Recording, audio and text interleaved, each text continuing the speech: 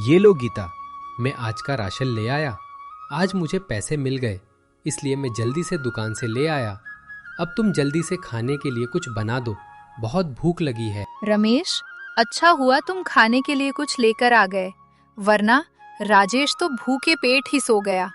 बेचारा कब से खाने के लिए पूछ रहा था। अपने टूटे हुए घर में चटाई पर भूखे प्यासे सोए अपने बच्चों को देखता है तो उसका मन भर आता है। वो उनके पास बैठकर उनके सिर पर हाथ फेरता है, उन्हें लार करता है। समझ नहीं आता ये परेशानियां कब खत्म होगी। एक के बाद एक परेशानी आ जाती है। इस गरीबी के चलत में अपने बच्चों को ठीक से पाल भी नहीं पा रहा हूँ। मेरे बच्चे भूखे सो गए। कोई बात नहीं रमेश, हर इंसान के जीवन में परेशानियां होती है, लेकिन ये एक समय तक होती है।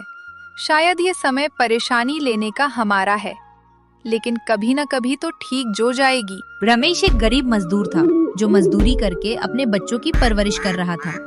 उसने बेटे को पढ़ा लिखा कर शहर नौकरी करने भेज दिया और बेटी सीमा को घर ही रखा। बेटा, कब तुम दोनों बड़े हो गए पता ही नहीं चल। अब तुम्हें नौकरी भी मिल गई है। अब जल्दी ही घर के हालत भी ठीक हो जाएंगे। अब तुम्हें ही सब कुछ देखना है बेटा। पिताजी, आप अब चिंता मत कीजिए। अब मैं बहुत सारे पैसे कमाऊंगा, आप दोनों को खुश रखूंगा। मैं शहर जाकर बहुत काम करूंगा। अब सब कुछ ठीक होगा। मैं अपनी नौकरी पर जाने वाला हूँ कल ही। राजेश अगले ही दिन शहर चला जाता है अपनी नौकरी के लिए।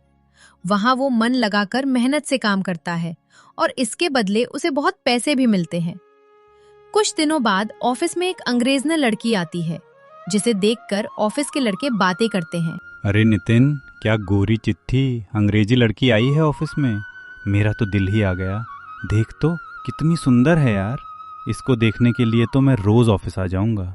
अरे भाई, तू कुछ भी बोल, लेकिन ये गर्लफ्रेंड तो मेरी ही बनेगी। तेरे भाई के साथ क्या जोड़ी जमेगी उसकी। हम दोनों तो कमाल दिखेंगे। इसको तो मैं ही ले जाऊंगा। उन दोनों की ये बातें पीछे खड़ा राजेश भी सुन रहा था और उनकी बात सुनकर वो मुस्कुरा पड़ता है। ये दोनों फालतू ही मेहनत करने जा रहे हैं। वो अंग्रेजन किसी को घास नहीं डालने वाली, किसी की दाल नहीं गलने वाली है। ये लोग कुछ भी कर ले। यही सोचकर राजेश मन लगाकर अपना काम करता है। वही ऑफिस में रोजी को सभी लड़कों को छोड़कर राजेश पसंद आता है, क्योंकि वो किसी से कोई मतलब नहीं रखता था, अपना काम मन लगाकर करता था।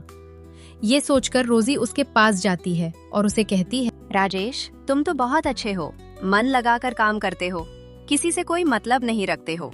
मुझे ये देखकर अच्छा लगा। राजेश जब रोजी को हिंदी में बात करते हुए देखता है तो हैरान हो जाता है। वो भी उससे बात करता है। ओ माय गॉड, तुम इतनी अच्छी हिंदी बोलती हो, मुझे तो पता ही नहीं था। तुम्हें हिंदी बोलती हुए देखकर अच्छा लगा।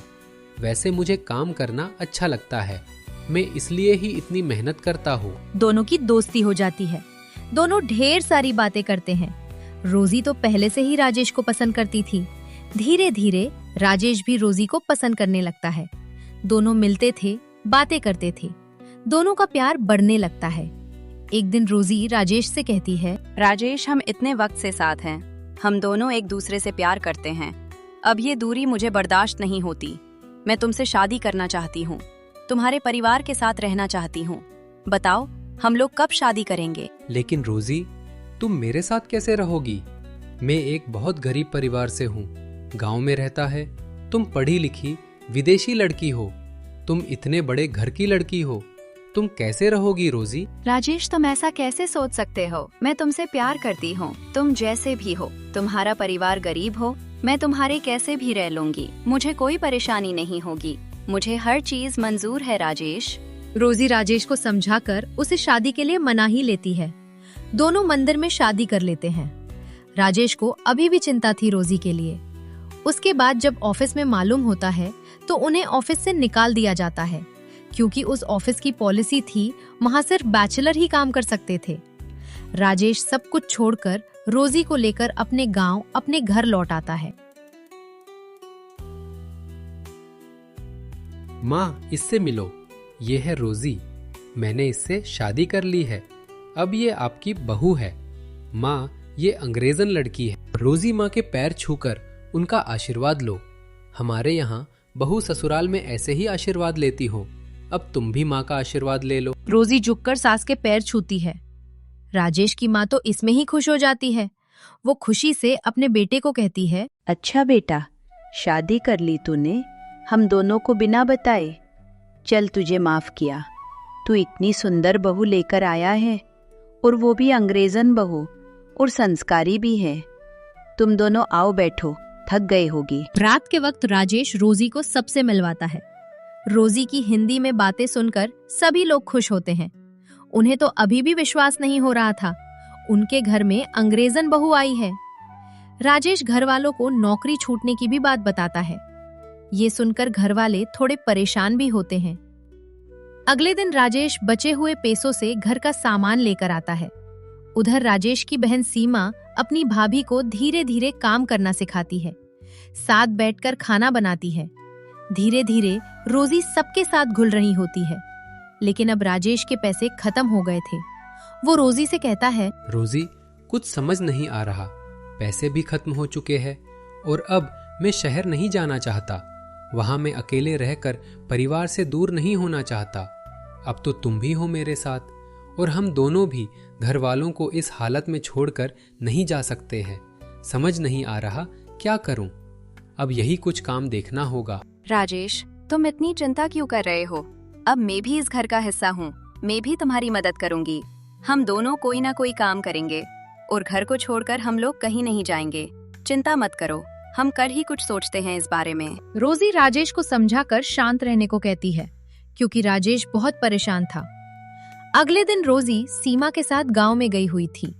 वहां वो गांव के स्कूल के पास से गुजरते हैं, जो गांव का पुराना स्कूल होता है। रोजी भाभी, ये हमारा पुराना स्कूल है। यहाँ से मैंने और राजेश भाई ने पढ़ाई की थी, लेकिन अब इस स्कूल में वो बात नहीं रही।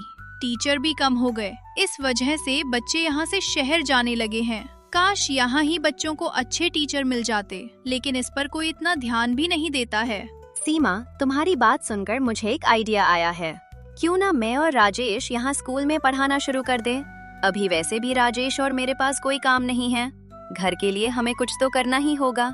ये कैसा रहेगा? रोजी भाभी, आपका सुझाव तो बहुत अच्छा है। इस बारे में राजेश भैया से बात करना, वो भी इसके लिए तैयार हो जाएंगे। और आप तो इतनी पढ़ी लिखी हो, आप तो यहाँ जरूर जॉब कर लोगे। सच में आपने बहुत अच्छा सोचा है रोजी भाभी। रोजी स्कूल में पढ़ाने का मन मना लेती है और वो घर आकर राजेश से इस बारे में बात करती है। राजेश, अभी हमारे पास कोई काम नहीं है, कोई जॉब नहीं कर रहे हैं।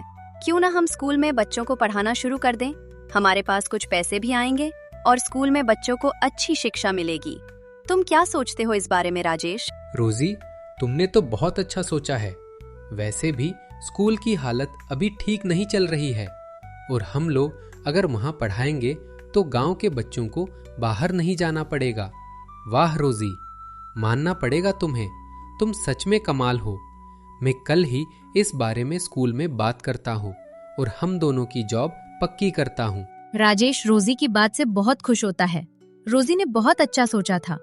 अगले ही दिन वो स्कूल के हेडमास्टर जी से बात करता है कि वो और उसकी पत्नी रोजी स्कूल में बच्चों को पढ़ाना चाहते हैं। इस पर हेडमास्टर जी भी तैयार हो जाते हैं। आखिर उन्हें भी अच्छे लोगों की तलाश थी। रोजी इस बारे में अपने सास ससुर को भी बताती है। ये सब कर परिवार वाले भी खुश होते हैं। आखिर उनकी अंग्रेजन बहू ससुराल वालों के बारे में इतना कुछ कर रही थी। अगले दिन से ही रोजी और राजेश स्कूल में पढ़ाना शुरू कर देते हैं। रोजी इंग्लिश में बहुत अच्छी थी। उसके पढ़ाने के तरीके से बच्चे भी खुश होते हैं और मन लगाकर पढ़ाई करते हैं। कुछ ही दिनों बाद रोजी को सैलरी मिलती है। रोजी अपनी कमाई अपनी सास को देती है। ये देखकर तो राजेश की माँ बहुत खुश हो जाती है। राजेश भी अपनी कमाई से घर के लिए ढेर सारा राशन लेकर आता है। रात को रोजी अपनी नंद के साथ खाना बनाती है। अब उन्हें नौकरी की कोई चिंता नहीं थी। दोनों अब बहुत खुश थे। साथ ही परिवार वाले भी अपनी अंग्रेजन बहू के साथ खुश थे। कैसी लगी आपको अंग्रेजन बहू का ससुराल कहानी? कमेंट करके जरूर बताएं और हमारे चैनल को सपोर्ट जरूर करें।